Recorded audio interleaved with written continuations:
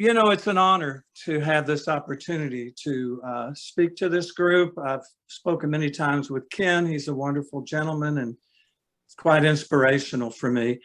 You know, I just returned from Europe, 21 days over there, working with various spiritual groups.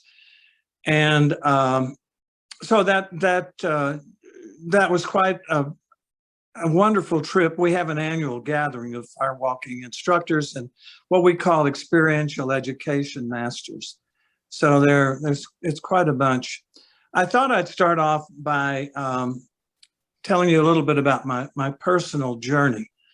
And it began at age 16, where I was part of a fundamentalist Southern Baptist church and had been raised in that and never quite felt comfortable there.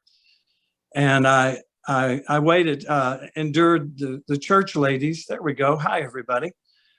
Endured the church ladies every summer for what they call vacation Bible school, wanting to find out who had been saved and who hadn't been saved. And I had never been moved until age 16, where I decided that it was time to start really, truly exploring.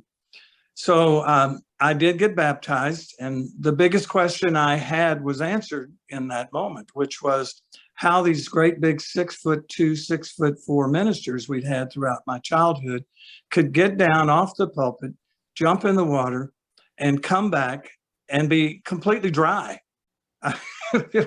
That was like the miracle of watching my childhood and for years and years I watched that. But it was in the moment that I was baptized that I realized what the secret was, and it really wasn't quite that remarkable. It was duck hunting waders. So they all, in that moment, I heard a song which was popular at that time, which was a Peggy Lee song, which was, "Is That All There Is?" And so I took that as sort of a leap of faith that I walked out of the church that day and basically never came back. I had that answer to my quest and started exploring. I think the first was the Unitarian Church. And since that time, I've been to a lot of revivals where they do the laying of the hands. My great-grandmother was a healer and was the laying of the hands. So I was fascinated with that. I've studied with the Buddhist master teachers. In fact, I spent the last 21 days with one of them traveling around Hungary and the Czech Republic. That was quite an experience. A master fellow, also a man of peace, but yet he's the longsword champion, or was in Europe, and now he's one of the judges. He's retired from competition. That you know, I was looking for my purpose, my life purpose, and I was looking for answers to questions. I had, at my 12th birthday, I received the one thing that I wanted, which was a BB rifle. And I went out hunting with it and shot a meadowlark. And when I went to pick it up, its soul left the bird. And I had that feeling, if anyone's ever been with a human or an animal that was transitioning back into spirit, there is an energy that's released. And there was a movie, I think it was called 7 Grams, that addressed that with Will Smith. So that really sent me into the next quest, was for what my truth was about. And then right after leaving the Baptist church, I had a near-death experience in an automobile accident where time ceased to exist. And if anyone's ever had a near-death experience, they can relate to the fact that everything becomes increments. It's an incremental experience. I can remember the face of that person right before they hit me. And I was 12 inches away from probably not being here now. I got T-boned and somebody driving at a very high rate of speed. But yet, even though there was that high rate of speed, I saw every grimace on this person's face. And it seemed like it lasted for an hour. It was fortunate that no one was seriously injured. I was shook up pretty well, but that began another quest about time and timelessness. And what does that mean for us, timelessness? So I had a relationship much later in my life, that was falling apart with my oldest son. He was taking a rather radical path, and I thought, well, this is going to take a radical experience to help him. And so I looked for something that would be of interest, and it turned out that firewalking came up, and I went to a firewalk with a psychotherapist who my son, we turned out to find out, had fire immunity, and I walked that night, and it was deep coals. You don't see that very often anymore. So I then looked up Tony Robbins and went firewalking with Tony Robbins, which was quite a remarkable experience. But there was something missing with Tony Robbins. I noticed that they were very interested in signing you up to a group of experiences, and that wasn't for me. And so I looked up Tony's experience, his teacher, which was Tolly Burkan, and I was certified as a firewalking instructor. So let's kind of back off from the firewalking just for a minute. I'm always interested in people and their paths, and what were they looking for. And the firewalking, I'll share with you a little later, was a profound experience of timelessness. And I'll explain that in a little while. But what happened soon thereafter, I was introduced to a book called A Course in Miracles. Maybe some of you are familiar with that course. I had the chance to study with Kenneth Wapnick, who was one of the three people who was responsible for bringing forth the Course in Miracles into book form. What did I get out of A Course in Miracles? From that, I received my mantra, which I've lived with since then, which is only love is real. That fear is an illusion. And I pursued that concept through my studies with Native American teachers and medicine women and medicine men. And the major lesson that I learned from this group was that the most important breath that you will ever take in your life is your last breath. These teachers, their path was one of preparing for the moment that they would meet what they call the great mystery. Now, within Christianity, we call that great mystery God. All the various Allah throughout. There's a bunch of different names for what I call the infinite intelligence of the universe. But the Course in Miracles also gave me one other very important lesson, which was, I have a body. I am not my body. So I pursued that in the Hebrew faith because I noticed that many of the elderly men that I knew as friends, Hebrew men, Jewish men, were lucid in their 90s and still driving cars and running successful businesses. And so I explored that with them, and that major teaching that I think prolonged their life was they considered their body to be a temple.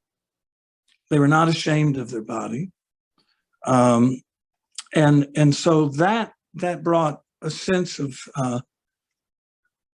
belonging to something that we each have care for, which is our own body. And out of that, I studied many disciplines about self-love, the Forum, and Edgar Casey's teachings. All of these were important to me to have the courage to really start exploring. And the firewalking, fire, it's important to understand in firewalking that fire is a form of consciousness. And if you want to learn more about that, study the Druid teachings, because the Druids were the masters of the elemental forces. Also, the Egyptian teachings, they were involved in similar, but theirs was more with astronomy and prediction for crops and things like that. But this firewalking, I'm going to kind of walk you through, if you were at my firewalk, what I would say and what I would offer you. The first thing I would ask you, and I will ask you now as we go deeper into this conversation, I will ask you that give you, if you would, please, for consideration, please allow me to be your mind for a few more minutes and suspend the need to analyze. In A Course in Miracles, it teaches that the most difficult journey that any of us will take in this lifetime is the journey, the 18-inch journey from the head to the heart. And firewalking emphasizes listening to your heart, because the reptilian part of your brain, which teaches you fight or flight, also teaches you that fire always burns. But that's not true.